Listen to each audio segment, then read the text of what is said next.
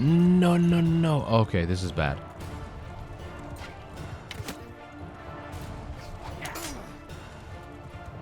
Run.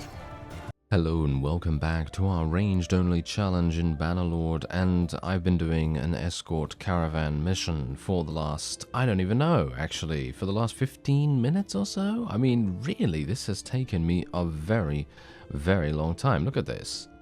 Look at this. It's absolutely crazy that this guy was literally just going from every single point on the map ever that you could pretty much want.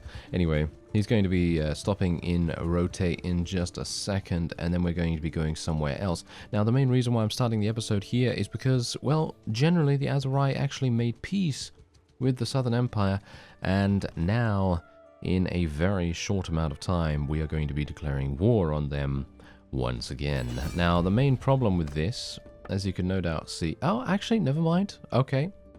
I was about to say, the main problem with this is that their combat strength is much more than ours, but it is actually rectified itself, apparently, because when we made peace with them before, the Southern Empire gained a huge amount of combat strength because of all the vassals that were being released from prison.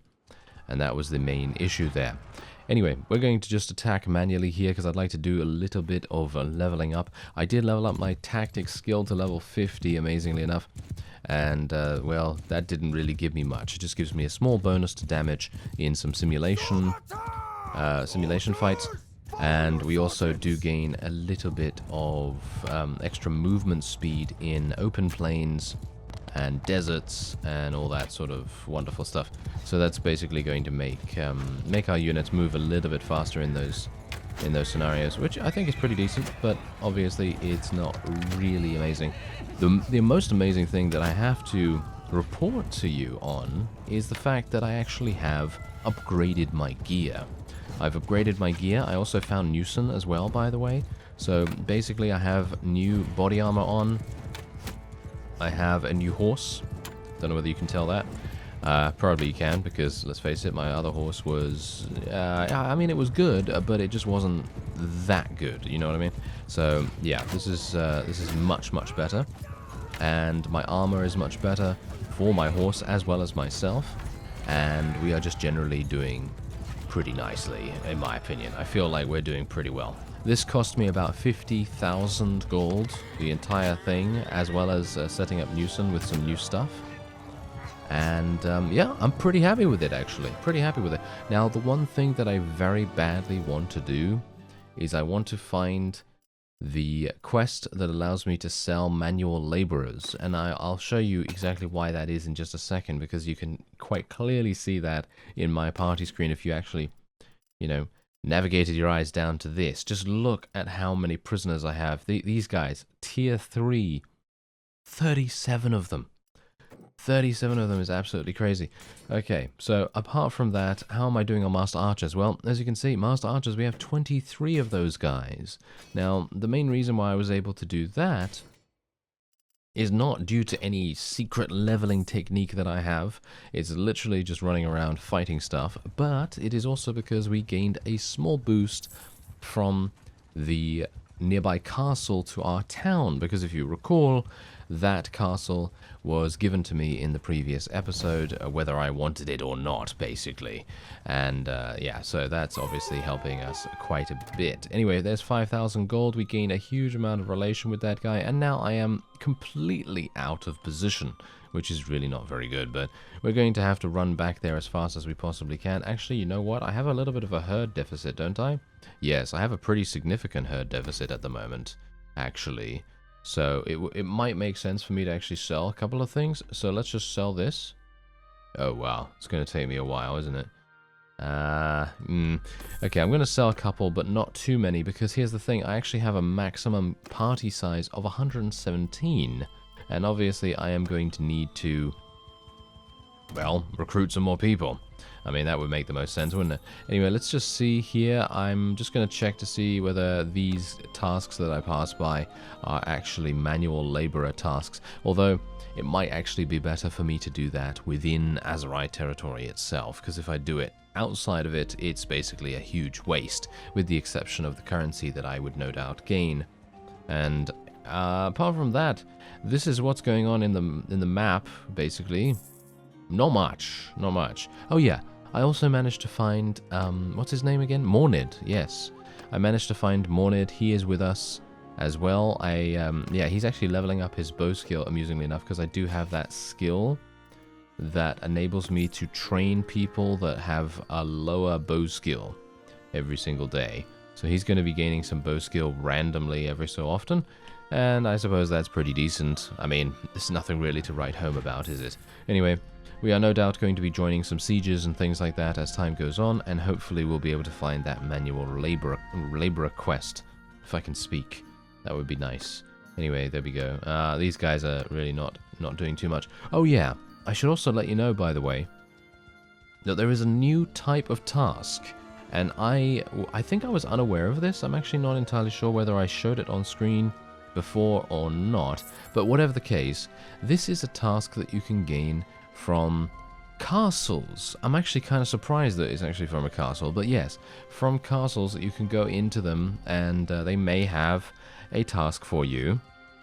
And basically what it does is it basically is all about settling some young person's debts with a gang member or a gang leader or something along those lines. And so you have to go into the streets, I would assume, and actually fight these bandits in your civilian clothes. And now, personally for me, I don't really enjoy that, because I have done that multiple times in the past where I was attempting to explore as much of the game as possible, and it just wasn't that cool. Like, yeah, okay, sure, you know, it could be, but obviously the way that I'm playing the game at the moment, I'm not actually going to have any viable way to defend myself in those kinds of situations. So it's definitely going to be something that I'll have to leave for the moment. It would be cool if I could do it, but I obviously can't use a melee weapon.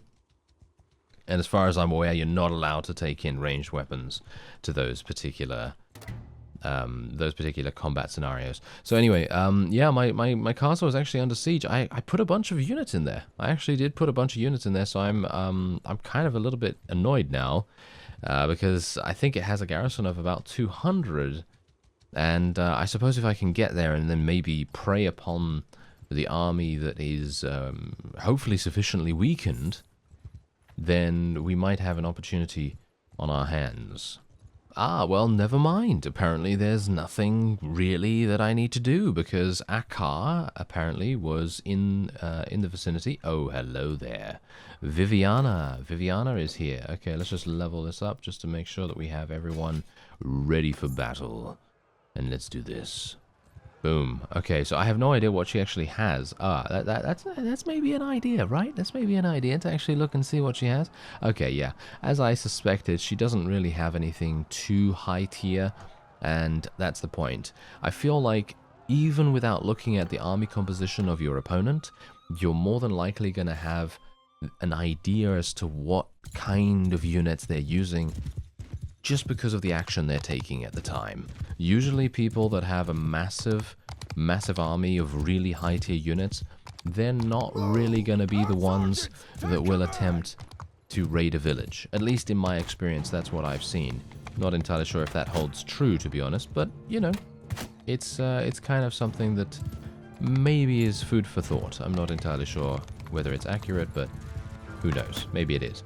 Anyway, point is, we are hopefully going to achieve victory here. I'm telling my forces just to auto-delegate once again, because I'd like to continue seeing whether that is the most effective option for us, because generally if I'm running around trying to survive myself and hopefully not taking too much damage, because let's face it, we're probably going to take massive damage if I get hit by any of these guys, that's for sure.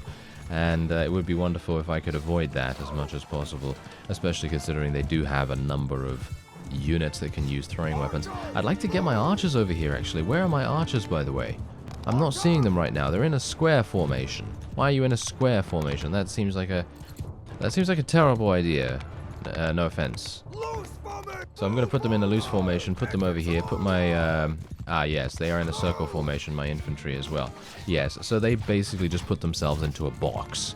And I suppose that's pretty decent, but I personally don't like that so much, so I'd like to actually get my people over here, because at the moment we're being pushed back quite considerably, and our cavalry is going to continue doing whatever it is they were doing, and hopefully... Okay, there are my archers. Can you actually fire? Okay, they are actually firing now. Okay, that's good. We are going to lose a couple of people as a result of our people taking... That was no friendly fire. There was no friendly fire right there. No, not at all, not at all. Okay, so we actually killed Viviana. That's good. We didn't kill her, so to speak, but we did eliminate her. So I suppose that's good. Let's eliminate that archer. We're doing massive damage with this, actually, but it's just not enough to kill people in one hit, unfortunately. We need to get headshots more often, I suppose. I'm actually kind of surprised that some of the time I'm really, really accurate, and other times I'm just like, no, I'm going to miss every single shot. Yeah. And especially, look at this, they're moving the slowest they possibly could be, to be honest, through this water, and I'm just like, no, I will not hit them. I have decided, yes, my active role in this battle is to completely miss every single shot. There we go. Ah, well, never mind. I suppose it will be okay. Oh, we should probably eliminate that guy. Yes, there we go. He was high tier. Nice. Eliminate that guy as well. And this one. Ah, no, he's not injured. He's not injured either. But now he is, so maybe I can eliminate him. There we go. This is actually pretty good. Leveling up my bow skill like this is pretty nice. 300 XP or so every single kill is nothing to sniff at, that's for sure. Anyway, 9.1 renown. Going to take a prisoner. As I've said before, we're more than likely going to be taking quite a few people prisoner just because. And I'm not going to be taking any of the prisoners here, unfortunately, because I do have a large number of prisoners already. And these prisoners are going to be used for the manual laborer quest, and that is going to give us much more, or at least I think it's going to give us much more than the money from the Southern Empire prisoners would have at the tavern. Anyway, this is actually kind of interesting. Okay, so if you are wanting to boost your relation, I found this out. Usually I would avoid the art of the trade tasks as much as I possibly could. Now, look at this. Okay.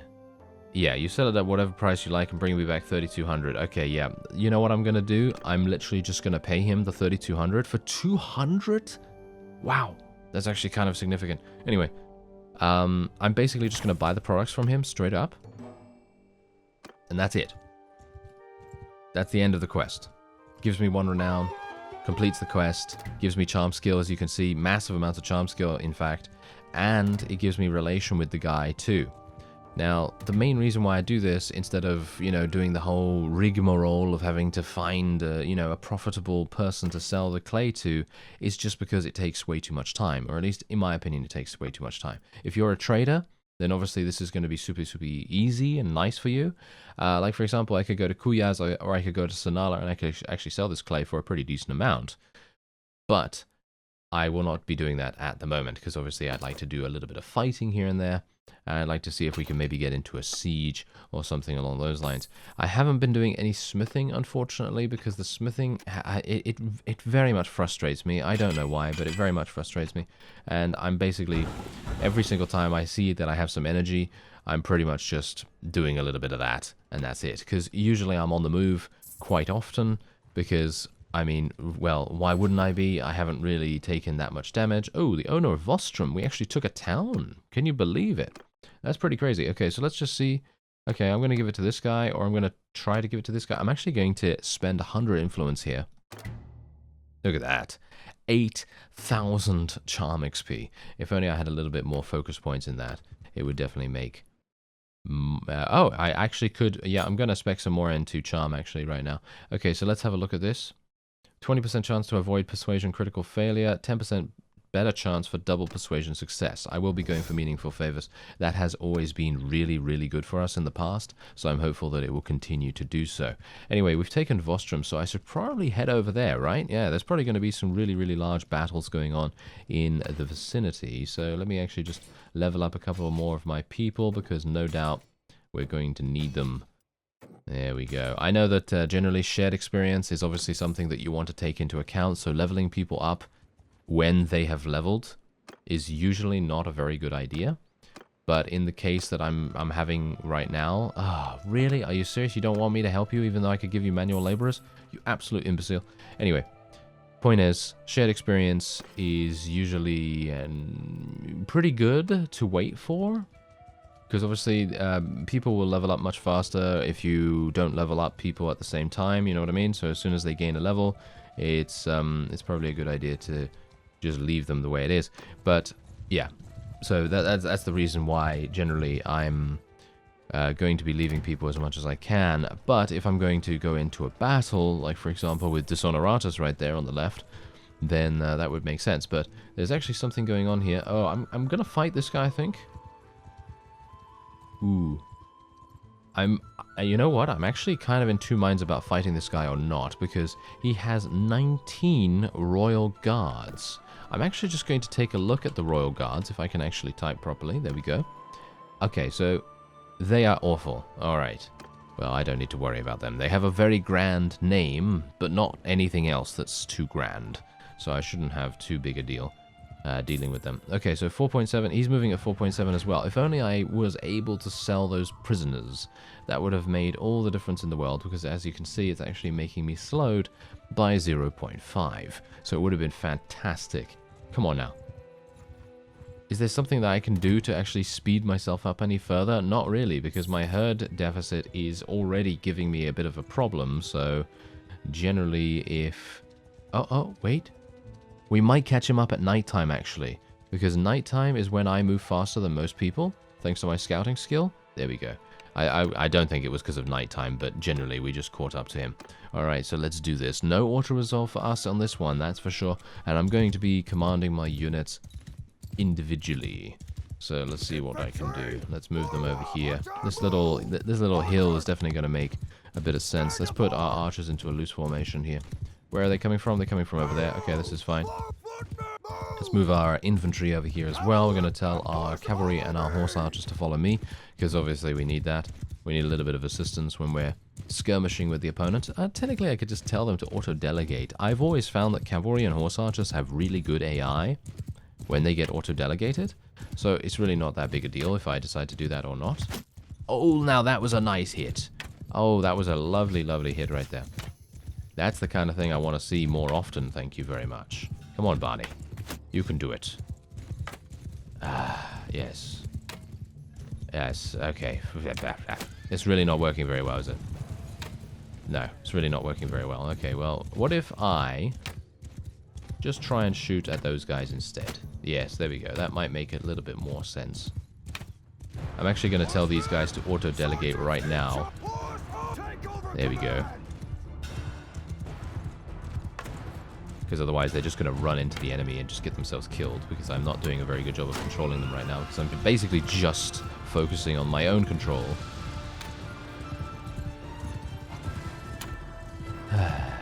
Why am I so bad at this? I have no idea. You see that? Literally, I have to get super close to be able to hit anyone. I mean, really? Surely I would be better at this by now. Considering I've been playing this for, what is it now? 14 episodes so far? Oh well, never mind. Maybe it's just the new horse. Maybe that's an excuse that I can use, yeah? I'm obviously joking. Yeah, I mean, generally a horse is not really going to make that much difference, but this horse does have 11 more speed than the one I had previously, so it might make sense that my speed is causing me to be a little bit unaware of the various accuracy penalties that I might have now as a result of that. And I'm wasting so many arrows. Just look at this. I'm wasting so many arrows. Okay, well, I'm hopeful that the enemy will slightly become impatient, and then will decide to attack.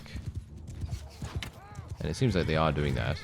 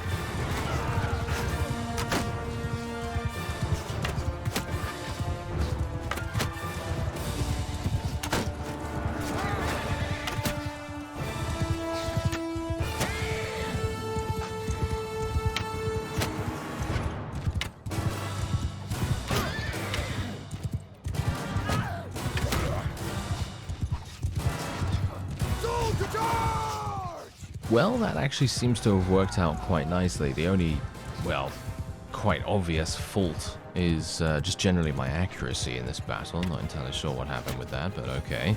I mean, I think, you know what? I think it might be the nighttime. I think it might be the nighttime causing me to have a bit of a weird thing going on with how I can see the arrow flying through the air and I can't really accommodate the right trajectory. But obviously that is possibly an excuse as well. So let's just say that I'm just being terribly bad in this particular fight. But it's not that big a deal, I suppose, because it is a relatively simple one. It is not a life or death situation, at least. So maybe I'm going to get a little bit better as a result of this. And he actually died. Now that's really good, actually. That's super, super good. Okay, I'm pretty happy with that. And maybe I shouldn't be so happy that someone actually just lost their life, but generally it is just a game, so I suppose I can do that. Anyway, let's see what we can do here. Oh yeah, I'm not going to be taking these guys, but I'll take the rest, because even if I do get the manual laborer quest, those high tier units are definitely going to sell for a pretty significant amount, I suppose. Anyway, manual laborer quest, where are you? I would love for us to be able to conclude our business, so to speak. But yes, all of these villages. Oh, this one might have something. Art of the Trade was here before, wasn't it? Oh yes, of course. Oh, Sylvina is running away from this fellow. I'm actually super fast right now, so I will probably be able to catch up. And we also have Ordan right here, who could potentially help us out. So let's see if we can get into a fight. Nice. Okay, so obviously Sylvina is probably going to have some pretty decent units. I mean, it doesn't show that due to the combat strength, but that's obviously because we outnumber her so dramatically. I'm going to tell my people to just, auto-delegate, and we'll see how that goes in this one, because obviously in the previous fight, I didn't really put them on auto-delegate at all, with the exception of my cavalry. So let's see if I can maybe... Oh, now that was a nice shot, if I do say so myself. Okay, sure.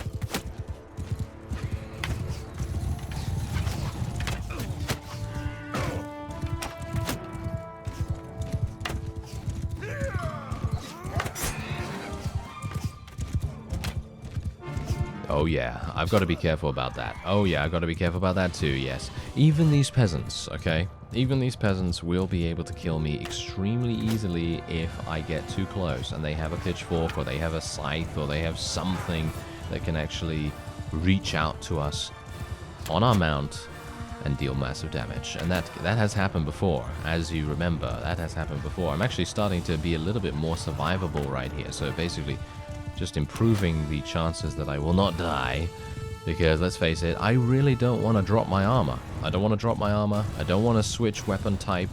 I'm pretty happy right now with the bow, and if I have to switch weapon type over to a crossbow, then obviously I'm going to have to start basically from scratch with that.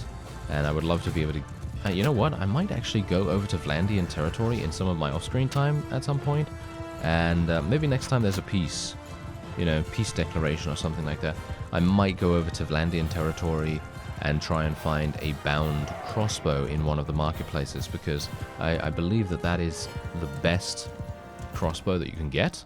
I think that's the case, at least, because in one of my previous series I did focus on using a crossbow, and I think that one was the one that a lot of people were suggesting that I go for, and so I very much appreciate that, and hopefully I'll be able to find one. I mean, really, it's kind of difficult to find those kinds of things because they're pretty rare. Anyway, let's leave those prisoners, take all the loot, of course, and then we'll move on. And yeah, so my castle is currently under siege, which is obviously a big problem. How many people do I actually have in there? 100 really? Only 127? I thought I put many more in there. Okay. Apparently not. Apparently not. Oh, well, never mind. Okay, so, any army nearby? Oh, Akar's army is near... Oh, he's actually coming over. Okay, so this could be fantastic. We might be able to get into a battle here. Oh, look at this. I actually have a perk to spend in the bow skill. So let's have a look here. 1.5 times zoom in with bows. Increase visual range in campaign by 10%. That actually does sound pretty good. You take 10% less damage from ranged attacks, and bow-equipped troops in your formation take 5% less damage from ranged attacks. Okay, personally, okay, I think that 1.5 times zoom in, I really don't need that. I'm usually not even using the zoom in most of the time anyway. But the visual range in the campaign being increased by 10%, that is actually quite useful. However, taking 10% less damage from ranged attacks, that could save my life. So I'm thinking I'll probably take that. Probably take that. Why not? Okay, so let's have a look here. Oh, wait a minute. Wait a minute. You're moving super fast, aren't you, sir? Yes, he is moving way too fast for me to be able to do anything against him. Akar's army has 346, so this is going to be a relatively even fight. Let's see. Oh, wow. Yeah, this is going to be super even. Unless all of these vassals can get in there. There we go. They're all in. Fantastic. So let's do this. Now, here's the reason why I go in manually. I want people to die. Okay? I don't want our people to die, of course, but I want the enemy's vassals to perish as fast as possible. Because if that can occur, then we will just have a much easier time as time moves forward. But anyway, let's have a look here. See if I can maybe do some damage from far range. Obviously, it's going to give me a massive amount of experience if I'm lucky to hit someone. But I don't think my bow is capable of that at the moment. Oh, I did hit some... Yeah, I did. I hit something, but it was just a horse, which is obviously not very good.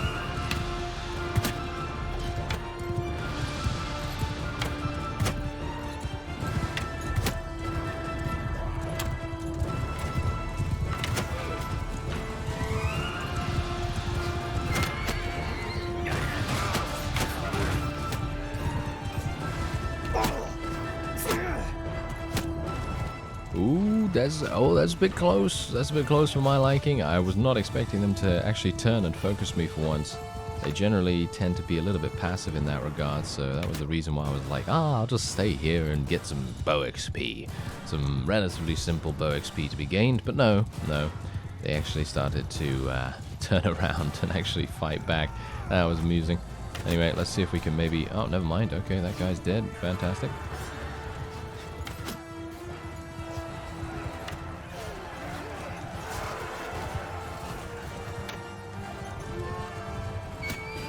No. Okay, this is bad.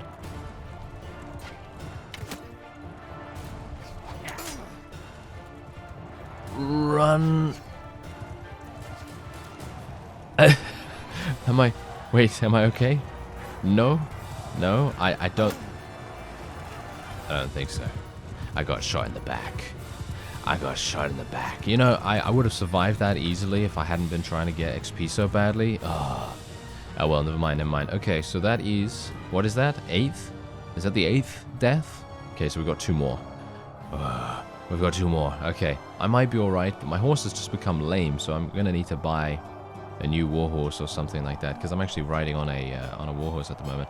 Anyway, we did get a pretty significant amount of the loot for a large battle. That's pretty good. 16%, not too much to be too upset about. Anyway, there you go. Yeah, still kind of unfortunate that we really can't take any of these prisoners at the moment. I do need to find that manual laborer quest. That's really going to help us out quite a bit. Anyway, that's going to be it for this episode. I thank you very much for watching, and I'll see you next time.